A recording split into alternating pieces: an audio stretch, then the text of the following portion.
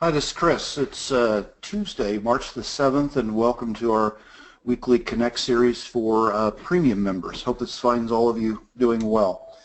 As we start off with each week, I'd just like to remind everyone that we're not bulls or bears. We believe that being bullish or bearish is nothing more than a psychological state of mind. So we're into strategies in preference to just wishful thinking. So I want to start off today, we'll start off from a 30,000-foot view with the stock market, and then drill down to some things that I'm finding interesting, that are taking place. This is our look back of the Dow on the left, the Dow monthly, the S&P weekly on the right, and this is where we've applied the Fibonacci expansion levels to the 2007 highs and the 2009 lows, and this darker blue shaded area is the 161 extension level, or in other words, it's 61% of the width of this movement from the high to the low. And as we all know now, that for almost a year to a year and a half, the Dow and the S&P chopped almost in a sideways range at the 161 level, just couldn't get through it. Then when it did get through, it broke out and then came back to test it as support. This is an ideal circumstance you can see on both charts, and this doesn't matter what type of asset it is, but when you get a breakout, the preference would be is that it could test old resistance as new support and then push higher.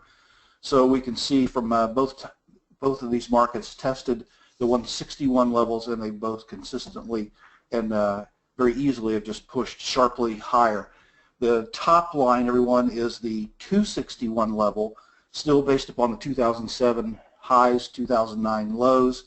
So the 261 level in the Dow comes in essentially at 25,000, and the S&P comes in at 3,000. And the way it's going, it'll probably be there in a couple of weeks, right? In actuality, I don't know if any of you have noticed that for the past 60 days, actually the market's been quite quiet. It's been just fairly choppy, and that has to do with a lot of asset classes. But I think the big thing to keep in mind is the chart on the upper left. This is the weekly advanced decline on common stock only. And as you can see, it's in a really clean rising channel. Historically, markets are doing very well. This is just one of the easiest probably indicators that you could look at to see how the market's doing.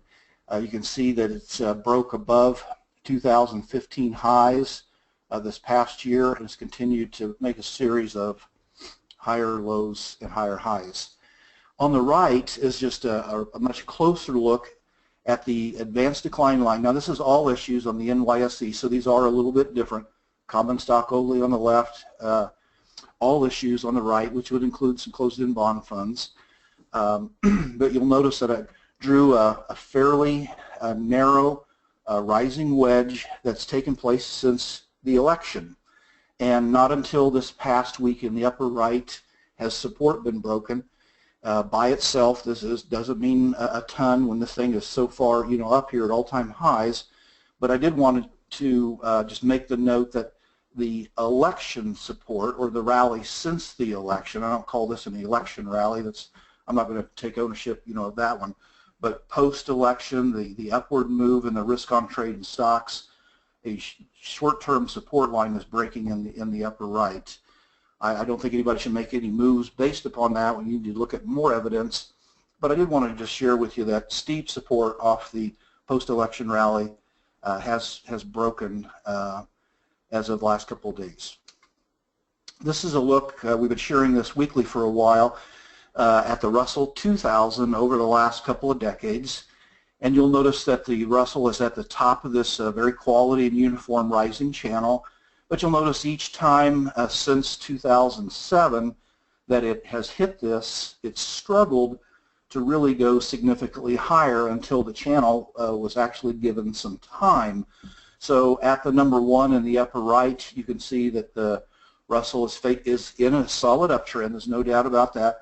It is testing dual resistance, one of those lines being the top of a 25-year channel. So the trend is up and nothing has changed. But from a risk-on perspective, this would be one of the least interesting places that you would want to see if you're really, really bullish, this is not where you would want to see selling take place.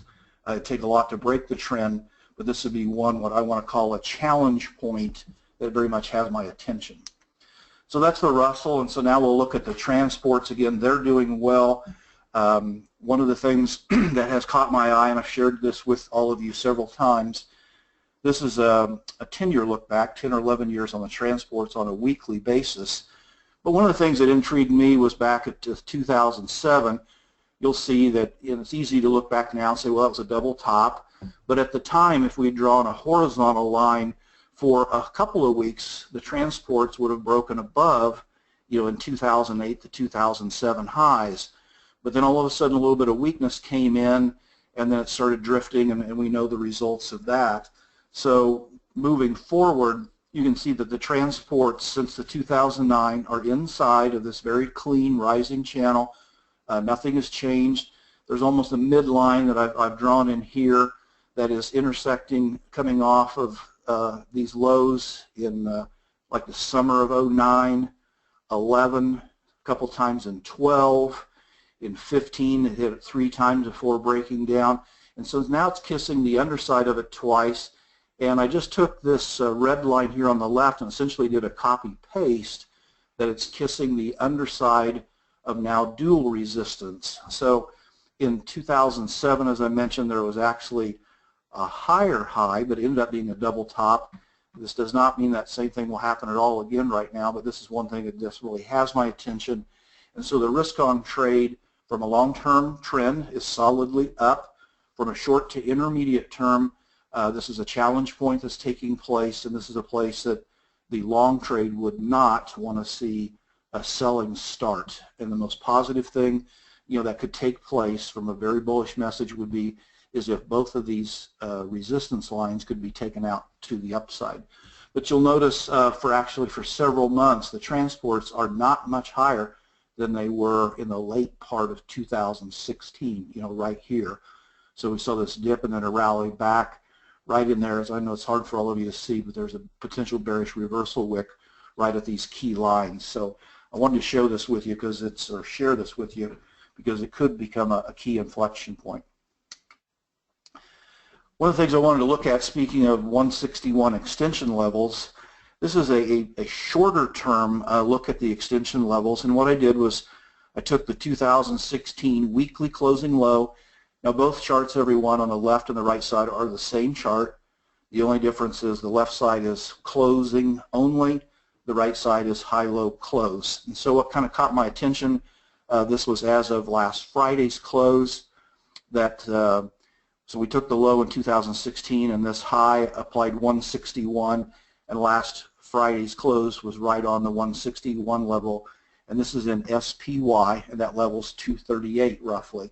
The thing that caught my attention, again, it doesn't mean any kind of a trend has reversed or anything like that, but at the 161 level and this rising channel off the 2016 lows, last week there was a potential that the SPY put in a reversal wick up here.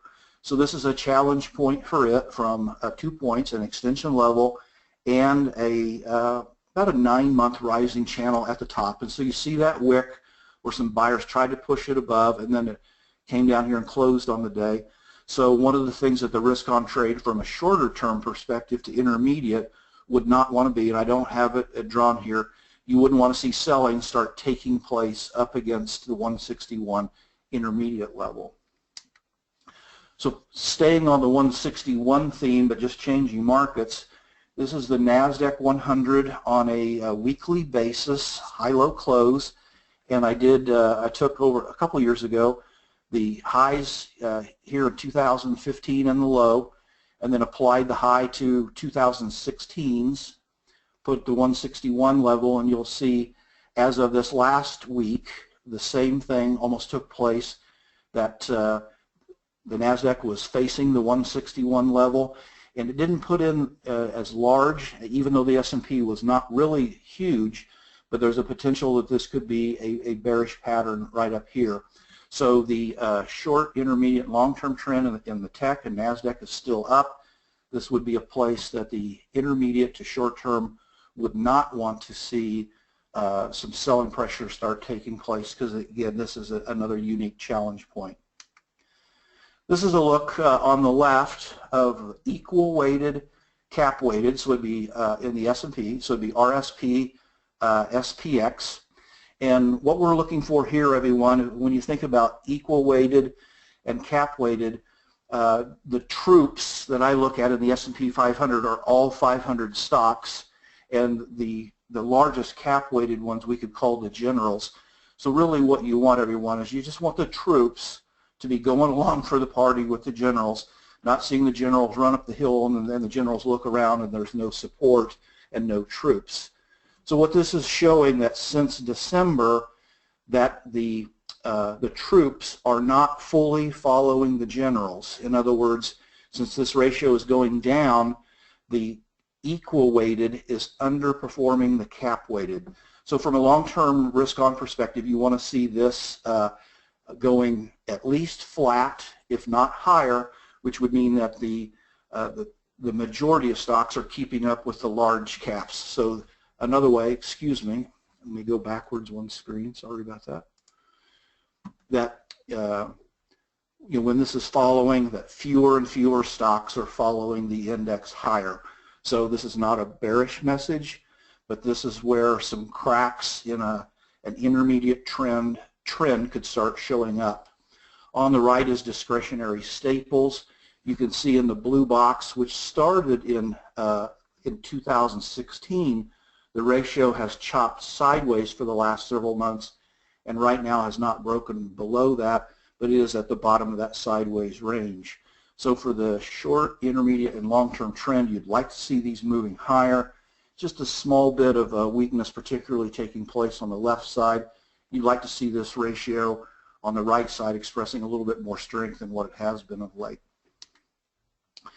This is the look at junk bond ETF JNK. From a risk-on perspective, you like to see junk participating and not diverging in a negative way. So a good part of 2000, as you can see, late 14 and into 15 and 16, this was heading south. Junk bonds were heading down or declining, and that was not one of the times that the market was its strongest. But on the flip side, once junk started heading up, essentially at this time last year, that's when the market started doing a lot better. So we can see that there's a falling overhead resistance line and a potential rising wedge taking place.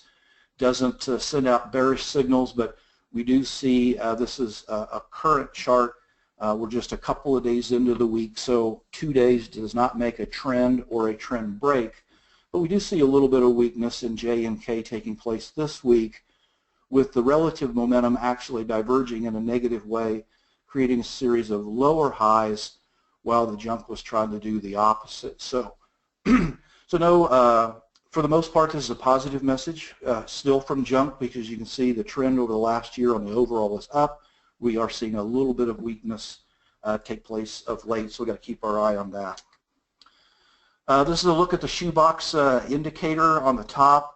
For old and new members, the Shoebox indicator is a proprietary tool, but just to kind of let you know, it's a collection of different behind-the-scene junk instruments that has had a fairly decent, it's not the holy grail by any stretch, but it's done a decent job of suggesting that the risk trade is still on for several years. It has suggested that for the last 6 years as the Shoebox has stayed above rising support. You'll do notice in 2015 where it looked like it formed a rising wedge, it started breaking down, and it was following that time as it created a series of lower highs that in 2015 until a year ago, the S&P made no net upward progress. It actually fell almost 10%, in value. So lately, at the time of the election, you can see there was a nice bullish reversal wick in the Shoebox. This is one of the pieces that we saw at the time of the election that gave me some confidence to go in and buy the financials and short bonds, that we did at the time. We've seen a rally in the last few months off of support, and that's taken the Shoebox up to where it's struggled getting much higher for the last few years. And you'll notice, when this wedge broke, that was the time we just highlighted that stocks were a little soft. We saw the same thing happen in 2016, and we saw that little drop going into the election, and then the S&P hit rising channel support as the Shoebox did, and we've seen it head higher. So now updating things, we see the Shoebox close to the extremes that it's been able to reach the last few years, as the S&P is at the top of this 1-year rising channel. So the risk on message would like to see the Shoebox stay up at this level or break out to the upside. It would be send a concerning short-term message if the Shoebox would turn weaker and start breaking support, along with the S&P doing the same. So just threw this, this lady with the crystal ball in here, and this is not about being predictive. I just kind of wanted to use this as a personal reminder to all of us that society has gotten, it appears to me, fairly clustered thinking, and we can see it in the terms in the media. Doesn't mean that any of you are that are on this phone call, right now, but it seems, we've talked about expected outcomes or narratives, but since the election, or going back prior to it, there was a lot of fear. The least likely trade, it was a Trump win and stocks going up, and so that was the least likely bet by society. We've now seen the opposite take place, so society now seems to not be necessarily entrenched, but feeling comfortable with the idea of a growing economy, growing inflation, rising interest rates, rising copper, steel, and growth, which all of that could be hard, on bonds. This has nothing to do with a political statement or a strategy. I'd like to see inflation be a little bit more of an issue in our lives compared with deflation. I know most of us, for any of you in the States, most of us likely are paying higher grocery costs, and higher health insurance and cars and different things. But from a commodities growth perspective, there's been a lack of the growth theme since 2011. So I'd like to see that change just from a societal goodwill perspective. So again, this lady's predictive ball is about the common narrative, so we're going to dig into that narrative and look at some of the tools to see if they're confirming the narrative or the polar opposites. So one of the narratives, this is a chart on the top, which is the copper-gold ratio, and when the ratio is going up, like you can see it has since the election, that means copper, which is a more aggressive towards the story of global growth, is stronger than gold, which sometimes can be a defensive issue for lack thereof. And then this is the 10-year yield, which has a similar bent to where the 10-year yield is tends to rise on growth or inflation expectations and the opposite fall. And we all know that for 30 years interest rates have been falling. So I just wanted to kind of share with you the high correlation between these two. Both of these were at very low points last summer, and they both started taking off or moving upward and breaking falling resistance that I didn't draw in because I just didn't want the charts to get too busy. But both of these started heading higher pre-election, and I don't mean the day before, I mean 30, 60, 90 days ahead of time. So these things sensed something prior to the election that most likely didn't have anything to do with who was going to win it or who did win it. So at one, both were low. They broke overhead resistance and they've taken off. So now you can see that both are facing falling resistance and have actually made a small series of lower highs since December. So while all of this is going on, essentially since Christmas, each of these have been backing off to the growth theme. So if we want to look for confirmation of the common narrative, growth, inflation, you'd want to see a breakout take place here. Right now these are both in downtrends facing resistance, and if they would break down, it would be actually what would we want to say, a risk-off message to the common narrative or to the growth theme. So portfolio allocations most likely will be greatly influenced, friends, by what takes place at these resistance lines. And again, a reminder, the long-term trend in both of these is down which favors more the lack of growth or the opposition to the common narrative of today. Because a few months ago, the discussion was not going to be growth and inflation and steel prices and copper going up. Now it's much more common after the fact. So here's a look at another inflation indicator that I've shared, which is the TIP ETF, which is the Inflationary Protection Bond ETF divided by TLT. You can see again that this has created a series of lower highs for several years.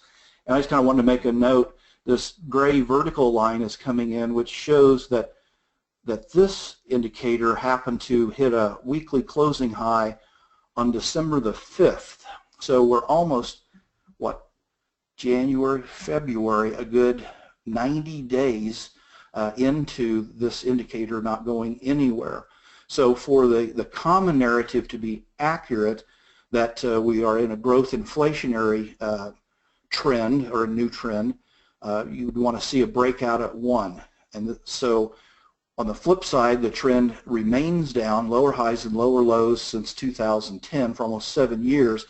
This is where the index started this inflation indicator peaked in 2015. So it's got a long-term channel and the highs of 2015 that it's facing. So again, portfolio construction, a positive to the common narrative. If it breaks out, if this starts breaking down, it's going to fool a lot of people, and a lot of people with huge positions. Here's a look at copper on a weekly basis. You can see that its trend is down, lower highs, lower lows since 2011. It's facing dual overhead resistance. Copper has made little progress over the last few weeks. Potential bearish rising wedge support is being tested at 2. A break of that would go against the common narrative of the growth theme. So for the expected outcome to come true or be accurate with the way a lot of people are betting, they're betting for a breakout, and if we'd see a breakdown at 2, it'd be negative for copper and surprise a lot of people. This is the Van Eck Steel ETF, SLX, on a weekly closing basis. It's had a big run up. Let's go backwards over several years. It was 110 a share. It's still 42. You can see from just the 2011 high when a lot of commodities peaked. I applied the 2000 Fibonacci to the 2000 highs, the 2016 lows, and despite this huge rally that we see, it hasn't quite made it back to the 50% retracement of the large decline that it's had. So it's testing. You can see it hasn't quite hit the 50% level and is following resistance of late. So that is, right now an 800-pound gorilla for SLX, for the steel ETF. If it would break support here, it would send a concerning message to the expected growth story. So for the expected outcome to take place, you'd want to see steel breaking out. It would be a concerning message towards the common theme if support would break at 1. If you do have long positions in here, you'd want to manage your stops at 1 pretty tightly. This is the steel, U.S. steel, then the steel SLX ratio, and you can see that it has rallied strongly over the last year. It's taking it up to overhead resistance that it struggled with in 2014. It struggled with it in 2009 and 10. So here is another test of the expected outcome or of the crowded trade. So a breakout here would be very positive. It would reflect that U.S. steel is stronger than the basket of steel stocks, which would suggest ownership of U.S. steel than with a tight stop. So a break here would reflect that U.S. steel was actually weaker, and that would be a concerning message to the expected outcome story. And again, this is just another chart on U.S. steel that shows it's up against falling resistance, potential bearish rising wedge with a fractional small support break at 1, which puts it at its 50% fib level. So we're seeing the 50% fib level in the ratio and also in X itself. So the common narrative of the growth story does not want to see weakness here. If you see a breakout above roughly the 42 level and above the 50% fib, which is at 3620 current levels, that'd be a positive to the upside, a concerning risk-off message to the growth story if it breaks down at 1. So that's a finish on some stocks. Right now we'll kind of move to the interest rate environment. We've shared these a couple of times and continue to just share the uniqueness of these. This is the 30-year yield, the bullish opinion on the 30-year yield, which you can see after the decline that's happened since last summer, has the number of bulls at near record low levels. It's very hard to find bulls, understandably, because of the decline that's went on. But we shorted bonds last July, and it was very easy to find bulls then. You could see the number of bulls was almost 100%. So it's a heck of a shift, friends, from last July to March. So it's one of the larger 9-month swings that you can see. It looks like to me the largest 9-month swing in the last decade in bond sentiment. This is on the flip side, the 10-year hedger positions. They're betting hugely that rates are going to rise and bonds are going to fall. They were wrong last July. We'll see if they're right or wrong, if it's going to be different this time. Another look at bond traders. This rather large, crowded position. Again, this reflects, you can see, right here, they were very wrong last July. That's where we shorted the bonds, right up here. We'll see if they're right or wrong again. Just a quick snapshot and just a reminder. We have the yield on the 10-year, note on the left. So this is roughly almost a 30-year chart. It's fairly compressed. And the right chart is the 30-year yield, also a long-term chart. You can see post, this was a year ago when everybody was convinced bonds were going to go higher, which meant they were convinced yields were going to go lower. And now we've had a schizophrenic switch of psyche between the people in the last 9 months. So this sharp rally in yields has taken the 10-year up against dual resistance. The same for the 30-year yield. You can see on top that relative momentum is lofty, almost as high as it's been at any other time in the last 20 years. Most of the time that momentum was up this high, the yields were closer to highs than lows. So to break, I'm not smart enough to know that the 30-year trend is broken. I can look on the left chart, any of us can, and we can say the 20-year trend in the 10-year yield, 20 to 30-year trend has not been broken. If it does break to the upside, that would obviously be a bullish yield message and negative for bonds. So far, that has not happened. This is a look at TLT. This is where we shorted it last summer up against the top of almost a 10-year rising channel. But if you'll notice of late inside this blue box, TLT has really made very little net progress up or down as it's traded in a very choppy fashion, between, I don't know, where we're like 124 to 116, 117. So there's almost an 8% band right in here in this blue shaded area. So TLT has, over the last few months, nothing to brag about on the bullish side and really nothing bad to brag about on the bearish side. But obviously it is closer to the bottom of the trading range of the last 90 days with dual support above it. If we would see bonds break down here, yield break out, it would be a negative. At this time I've got a long position in the bonds that I'm a little bit underwater with in the latest purchase of ZROZ.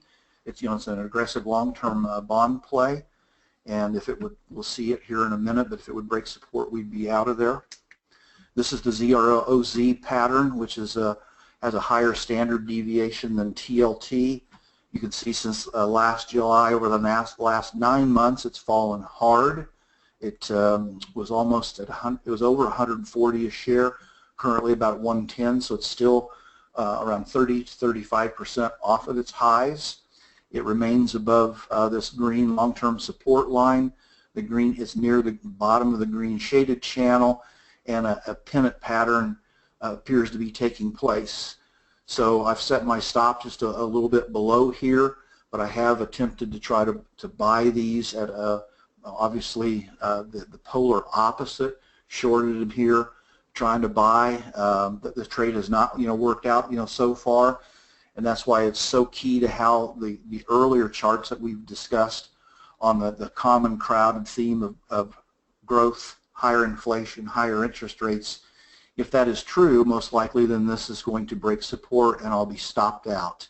If the majority happens to be incorrect, there's a chance that bonds could rally, and there are very few people in that position that if they did rally in this huge short position bonds there, it could be a short covering rally in the bond market. So far it has not happened.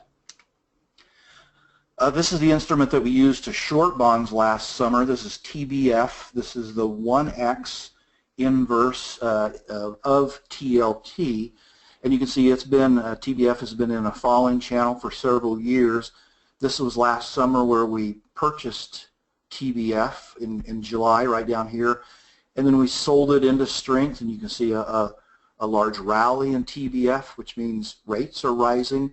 But you can see since last at least December on this chart, so for 90 days not much has happened. So even if it might feel that rates have moved higher, if you've been an owner of TBF, just like an owner of TLT, you don't have much to brag about in either direction. You'll notice that the TBF momentum at the top is as high as it has been in the last 8 years, and it's been losing a little bit of momentum. So if TBF does break out, most likely we'll be stopped out of the long bond position, and I would go back to owning TBF in case this is a bull flag in this excuse me, about a 1-year rally. Look at some sentiment just for a little bit. The chart in the upper left we discussed a couple of weeks ago in the Connect Series webinar. This is from Charlie Billow, and Charlie's just sharing the bulls minus the bears from Investors Intelligence. This was pre-election here, when it, or excuse me, a year ago when it was negative 14, and then we could see the sharp rally that we've had over 12 months. So sentiment alone, folks, to me is not a good enough reason to make a change, but you will notice that it is as high as it has been at any time in the last 10 years. It's as high as it was in 2007. Most of the time that it's been up here, that's not when it's been, doesn't mean that rallies have stopped, because sometimes they haven't, but historically you haven't seen really strong upside strength when the sentiment readings are where they are. This is from Jesse Felder in the lower right. This is a look at the market cap to GDP, or that some would call it the Buffett indicator. Doug Short started sharing this years ago. I've enjoyed this, and I just saw it recently. Jesse does a great job of supplying some really great info. And you can just see that back in 1968, where the, let's call it the Buffett indicator, happened to reach a high. That was, the index was formed in the 50s. So 10, 15 years later, that's the only track record that it had at the time. But as it started rolling over, until it hit this low and started turning up, the Dow, everyone roughly was at 1,000 here, and 15 years later was still at 1,000. We all know the 2000 highs. You can see there's been no other time that it's been this high, but of late the indicator continues to creep higher, closer to the 2000 level, and it's definitely above the 2007 level and the 1968 level, where stocks struggled, to get anywhere. So from a valuation perspective here, fairly rich. This is not where long-term bull markets historically have gotten started, but and I'll repeat this over and over, it does not mean that current trends have to stop. This is one I found interesting. and it's the positions of the leverage exposure from hedge funds. And the thing that kind of stuck out to me is the hedge funds have a pretty decent track record when you look at this of when they started piling on hedges. You can see that their highest hedge exposure was in 2000, so they were accurate because they did this close to the highs. As the market fell, they unwound their hedges. Then as the market went up, they started increasing their hedges.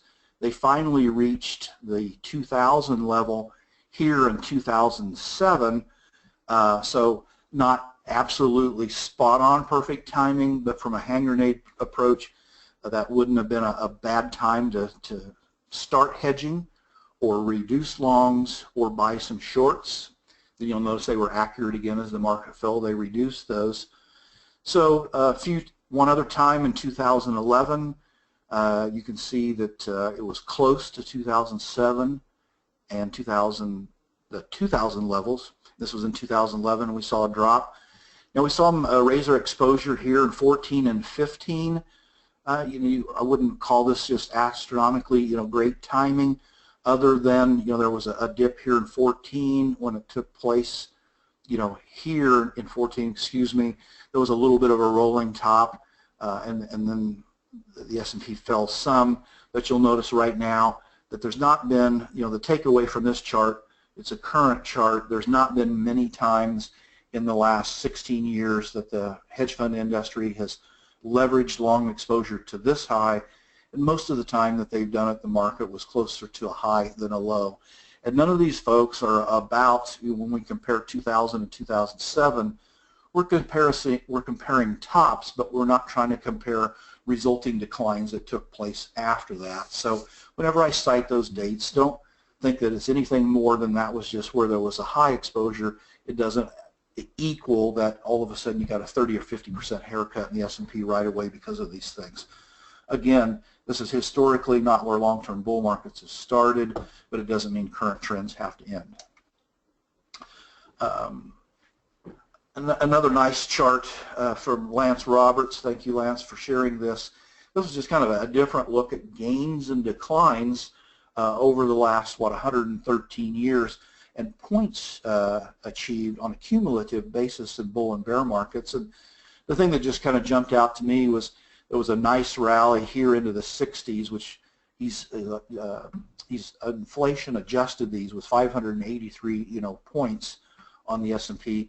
And then here was, I got into the business in 1980, and so here we see an 1800 point rally from 1980 to almost 2000. And so here was the 2007 cumulative point gain off of the 2003 lows, and then we see that this rally off the 2009 lows. So when you look back 100 years, there was only one other cumulative point total that's higher, than currently. So something that sticks out from a rare situation. Dark line's the S&P. The red line is the CAPE, or the adjusted PE earnings ratio, looking back from a Shiller perspective, I believe, since 1900. So this will be a 117-year chart. I just kind of drew this blue horizontal line in for perspective. This is where the PE ratios were at the 2007 peak. We can see in 2009 it got way above that, so that's even above that in 1929. But here was the value in 1965, 66 as an example, when the market didn't make much net progress for almost 15 years. So again, we've surpassed now 2007 levels, 1929 levels, came in, looks like roughly around the 33 or 34 level, and right now it's at 29. So from a 30,000 foot view, this is rather lofty. That doesn't mean the current trend has to end. But all of these, they fit into the place that none of them matter at this time. It's one of those, again, we've shared this many times, it doesn't matter until it matters. So at this time, with the trend up, none of these do matter, but if we'd start to see some selling take place, these could all become very important aspects to the marketplace. Real quickly, the CNN fear greed ratio, you can see is closer to the high than the low over the last 7 years. We're going to turn out to kind of a metal spotlight. We'll look at a little bit of gold, silver, and copper.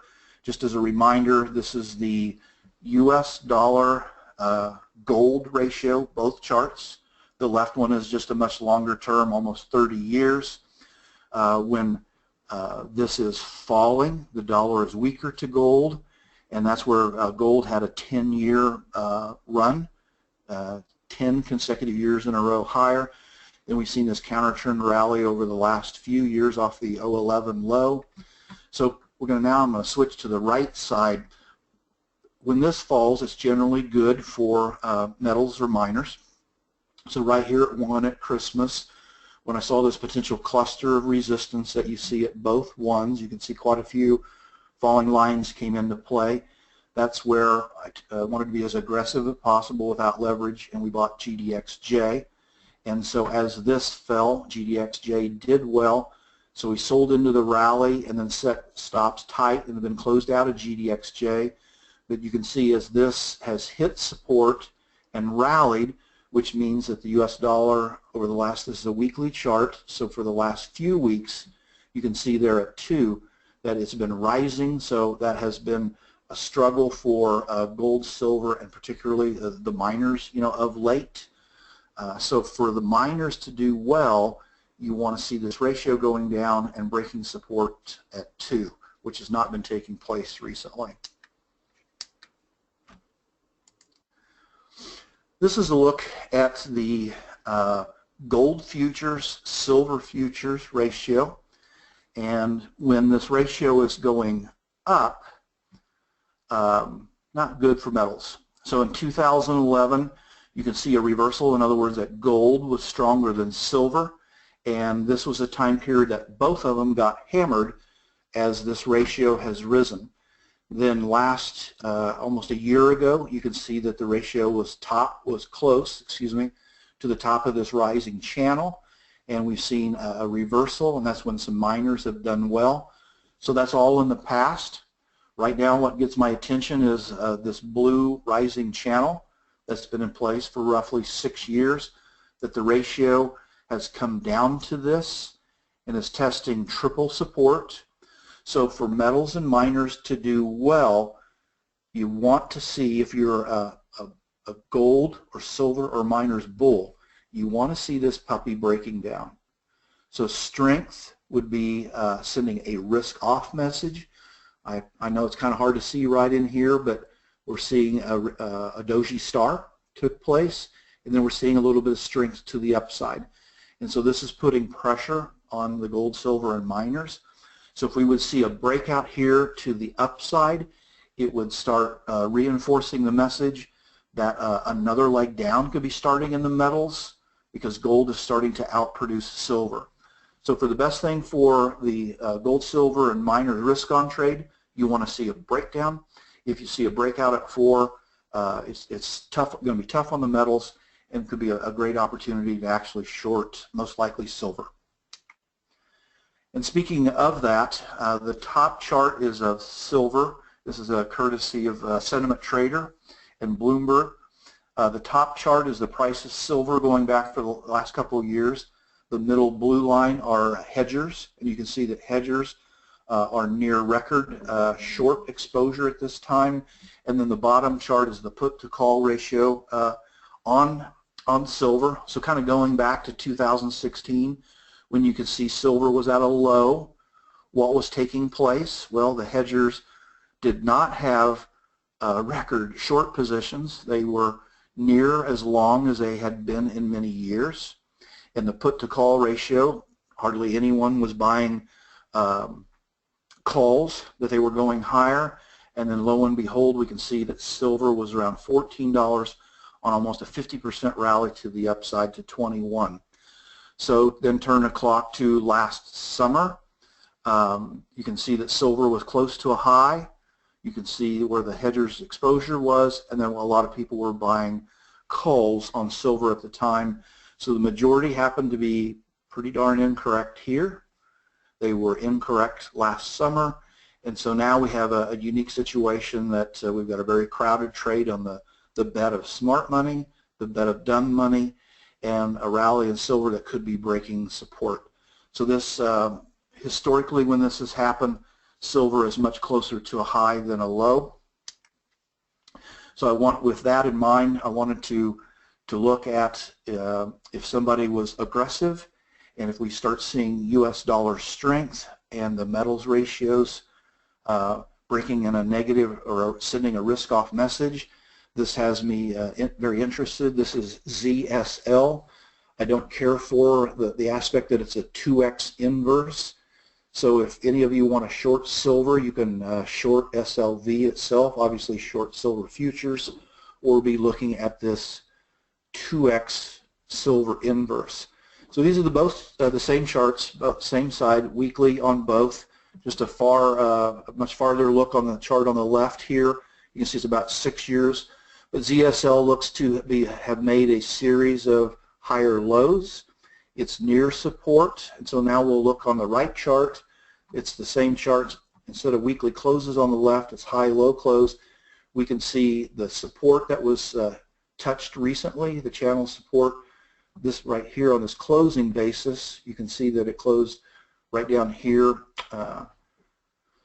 with ZSL, and then we can see a push the last 2 weeks higher, and obviously the week is far from over, but so far this week ZSL is making an attempt to break above this multi-month short-term falling resistance at 1. So this is a positive for ownership if a person is aggressive, to be looking at a purchase of ZSL with a stop just below the bottom of this rising channel.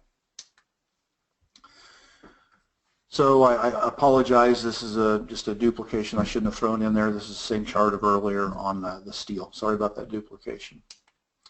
This is a ratio of SLV to gold. So the risk on trade in the metals wants to see this moving higher. You can see a series of lower highs since 2011. Just recently, last week, this is a weekly chart, you can see that there's a potential doji star or bearish wick right here at 6-year falling resistance. If this support would give way, which would reflect that silver is weaker than gold, would be one of the triggers for me to be taking the position in ZSL, which is short silver.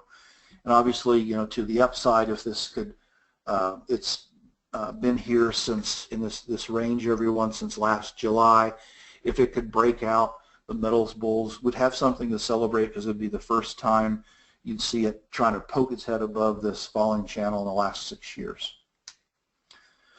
This is the, we share this each week in the weekly metals report. This is the junior miners, senior miners ratio, which is GDXJ, GDX. You can see it has a similar look to it, the falling channel over the last several years.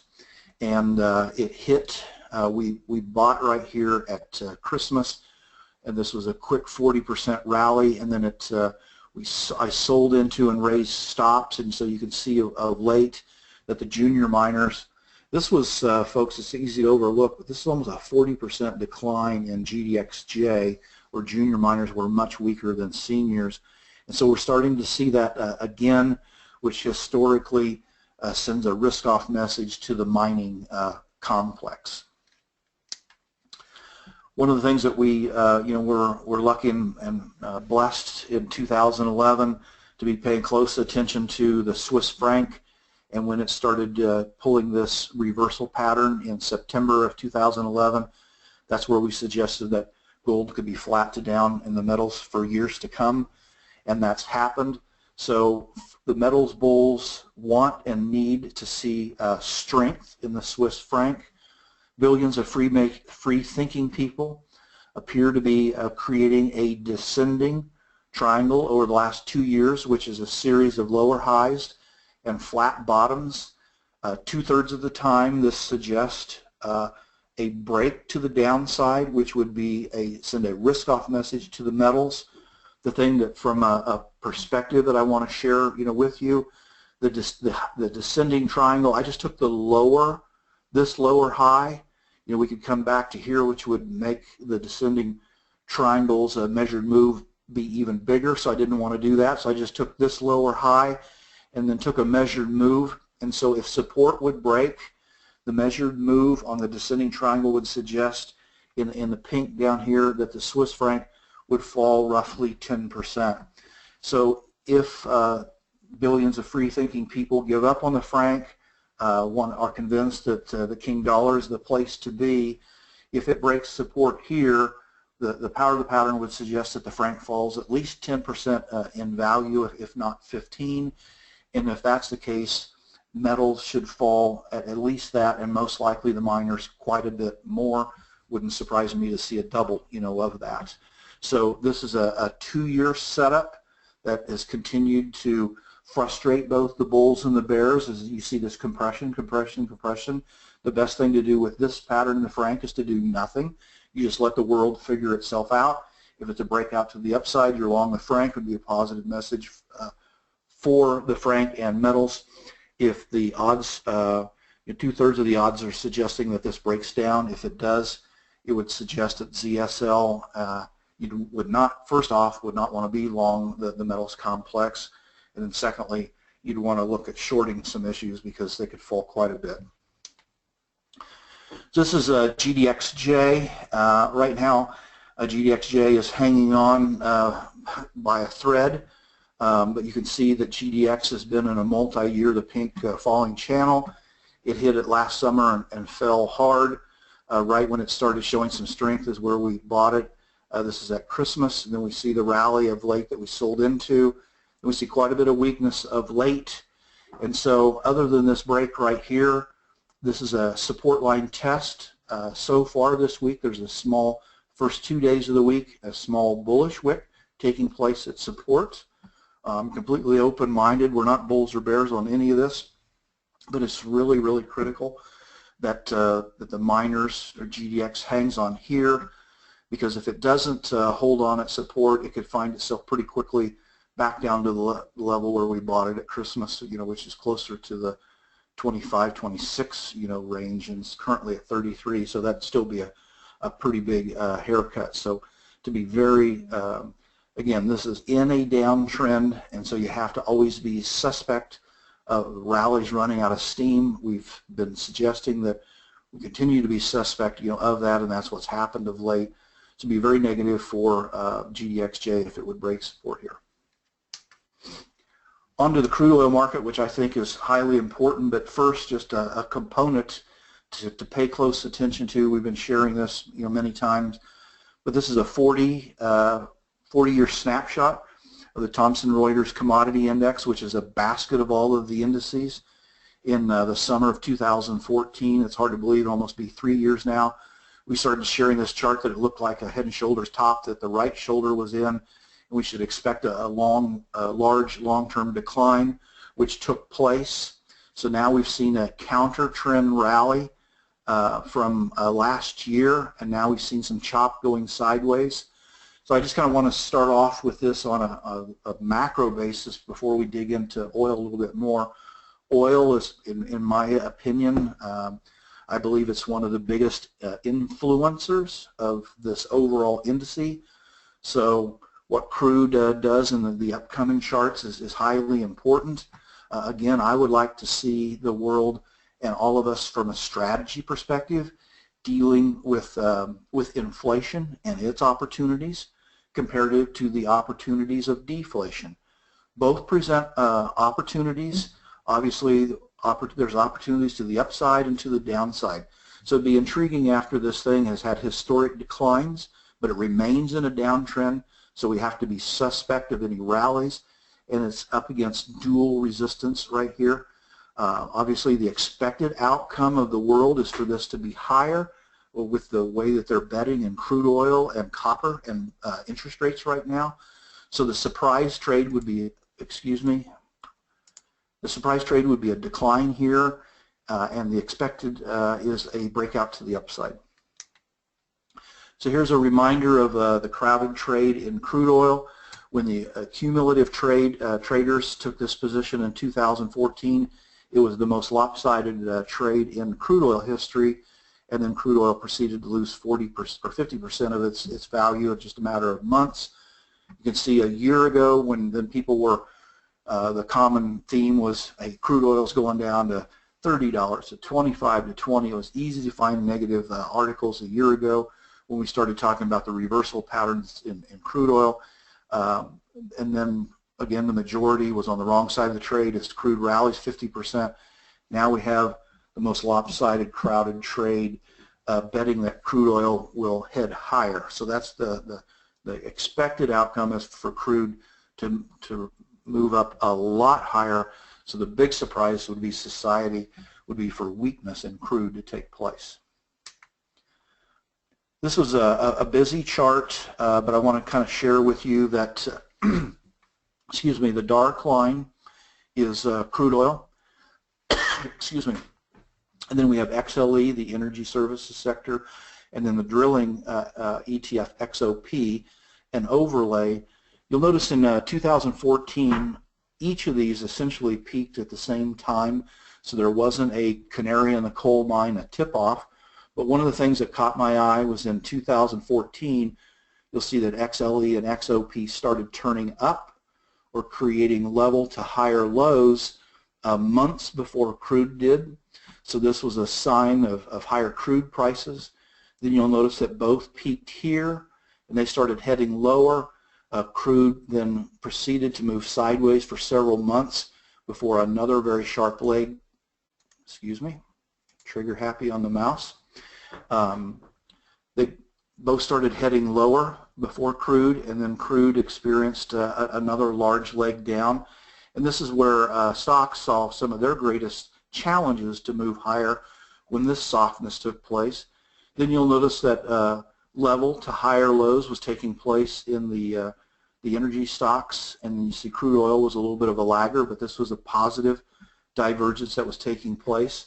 So now the takeaway from currently is we're seeing since almost 90 days, since December the 13th, where the two energy stocks have peaked. So they've been falling for almost 90 days, and you'll see that crude oil has been in a very, very narrow range with a slight upward bias.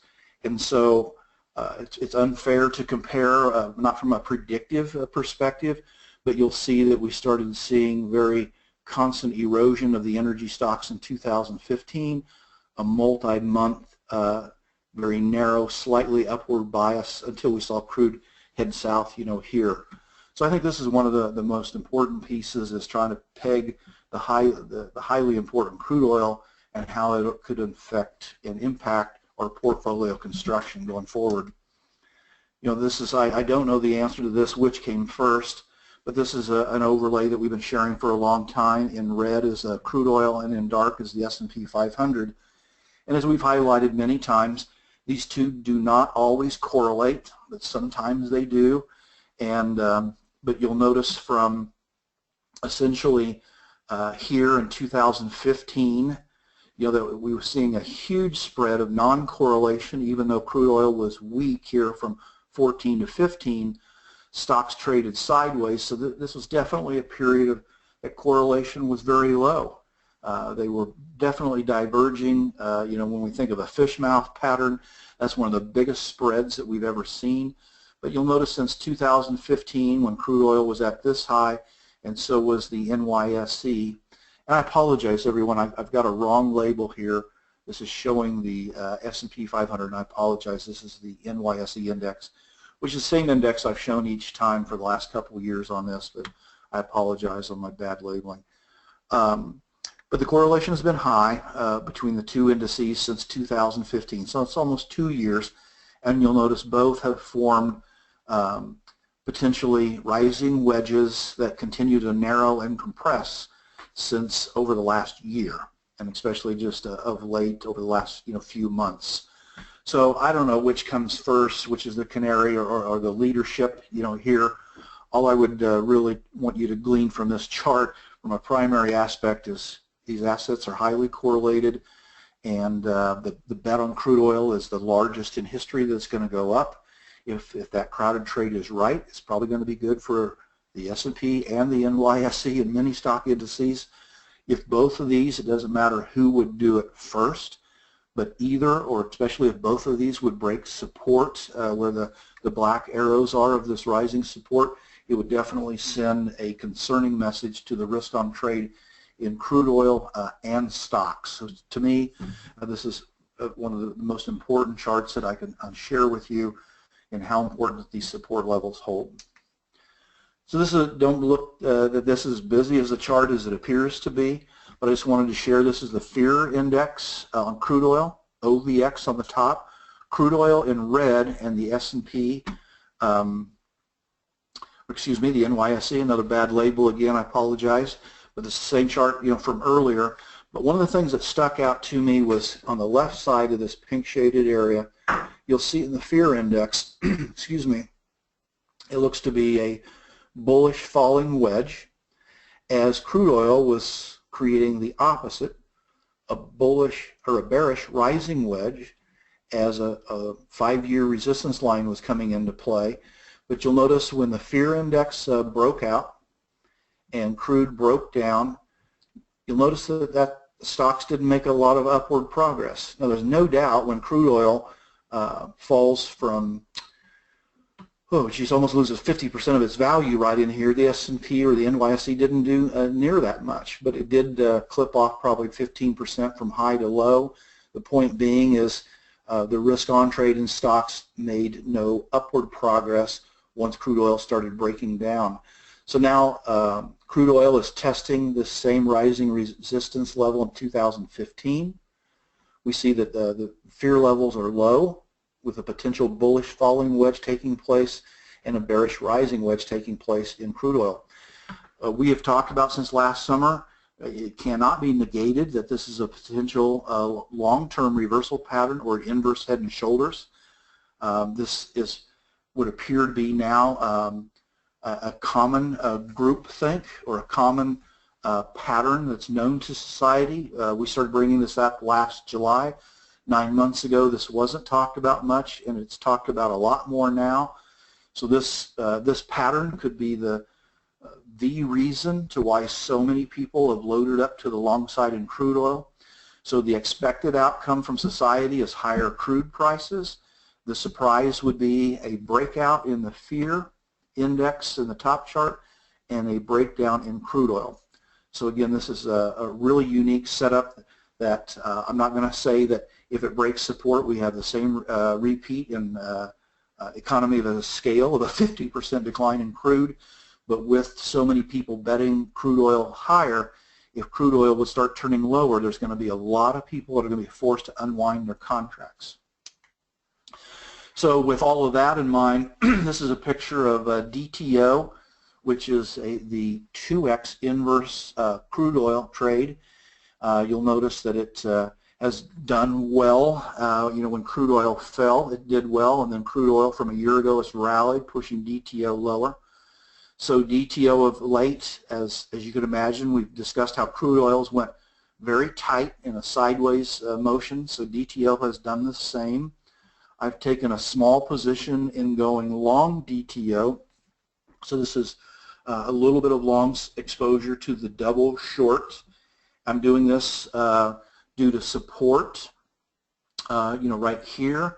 There was a potential bullish pattern this last week take place. If it would break out to the upside, it would be a positive. It could attract some buyers into DTO and some sellers in crude. So again, I've taken a small exposure to this, and then I just set my stop, you know, down here. And again, buyer beware that this is a 2x inverse ETF, which to me, you know, it's obviously these are not buy and hold instruments, and they can really go against you, you know, in a bad way. I did highlight this was 2015. Here was that choppy action for several weeks, actually months, and then once it broke out, DTO started rallying. So we're just looking at a similar situation currently. And so obviously if you don't own this, that's perfectly fine. It's an aggressive trade. But if it does break out to the upside, if you're long the energy complex, I would for sure pull up stops and be protective of those assets. Real quickly, the seasonality, typically the months of February, March, and April are very positive for gasoline futures. The average rally in that time frame over that 90-day period essentially One wants to look at going long at the Super Bowl and be looking at closing the trade around Easter. I know both of those dates shift. Excuse me for a second. But right now this year, even though we're in the strong seasonality time of year, I do not own UGA. So far, the seasonality is not impacting it in a positive way this year, as the month of February has not been up, and so far the month of March has not. So if UGA would break out to the upside, I would be an owner, but we continue to see more weakness. This past week was a large bearish pattern. If a UGA breaks back into the red, into its 3 or 4 year falling channel, that would definitely be a negative after breaking below support of the green rising channel. So again, the seasonalities are there. I want to see some price proof before doing it. Seasonality has never been enough for me just to make a blind decision to go long or short of anything. So just getting close to wrapping it up. We've looked at this chart several times, but the first thing I just want to look at, this is almost a 35-year chart on a monthly basis of the U.S. dollar, and to me, there's 2 rising channels that come into play here. So there's a lot of resistance at the 104, 103, 105, 103.5 range, right in here. The trend is definitely still up on the U.S. dollar. This is resistance, but if King Dollar would break out here, folks, it would really, in my humble opinion, from a power to pattern perspective, would give it some freedom, a new breath of fresh air, new set of legs or whatever to the upside. So it's not about why any of that would happen. That's all above my pay grade. But again, essentially the 100 to 105 level in the 30,000 foot view is so important for the U.S. dollar. Here's a much closer look at it just over the last couple years. We've continued to highlight that the $100 level, you can see in 2015 and 16 was resistance.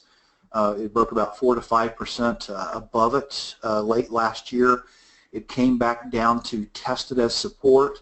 In some ways, folks, this looks so much like the S&P up against the 161 level.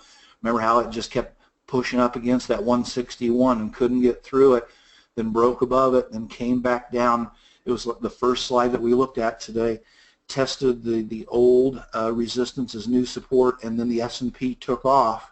So we're seeing that since last June in the green shaded triangle or channel, excuse me, the dollar continues to be moving higher inside of this channel, and it's also then attempting this week, failed last week with this wick.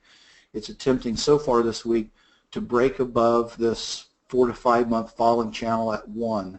So strength here, if the King Dollar has found 100 to be support and it's going to push higher, that historically puts downward pressure on the metals and could have an impact on crude oil as well.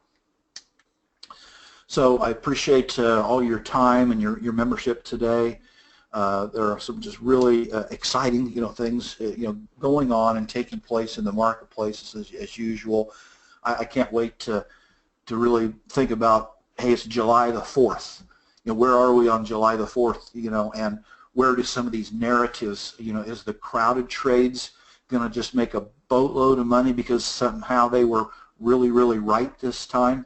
Sometimes in established trends, folks, the majority can be right. But boy, there's the big bets that we're looking at that if crude oil, as an example, one of the most crowded trades in its history, if it would happen to slip here, it could really have a lot of very positive money-making opportunities and ripple effects come out of it. So again, I thank you for your membership. We're living in exciting times, and I look forward to talking with you next month, and I wish all of you the very best. Take care, everyone.